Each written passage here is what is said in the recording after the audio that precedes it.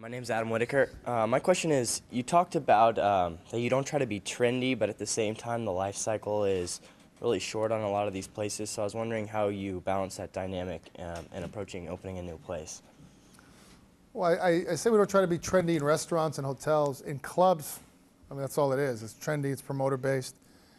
And, you know, as much as we have tried to bypass promoters and as much as we've tried to bypass when we started building clubs out, Shelter was really the first club that brought bottle service back to LA. It was really, and we did it with kind of the Cirque du Soleil. You guys, I hope you were way too young when we opened that.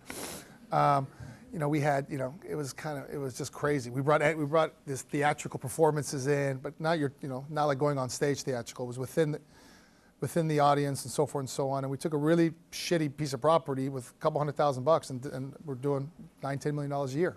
And every 6 months we redid it. So we tried to bypass and buck the trend by shutting it down when it was still hot. So we never had the B crowd and the C crowd.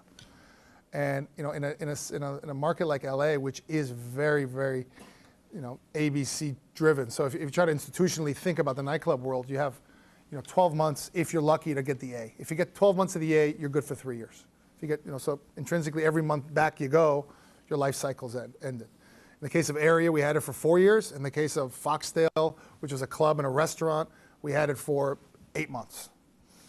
And that concept didn't work. The food concept of that didn't work. We're trying to be after the Cipriani concept in Soho, and the city kind of didn't let us do the back end. So anyway, so there are things we didn't do that we've done that have not worked. And we learn from them.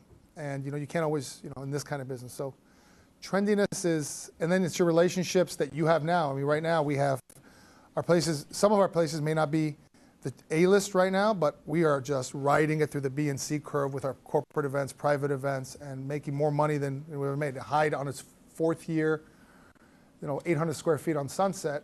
The first 2 years was the hottest place in the country. The first year, for sure. And the 4th year, our top line and bottom line was the highest we ever seen at that particular location. So it's kind of knowing that.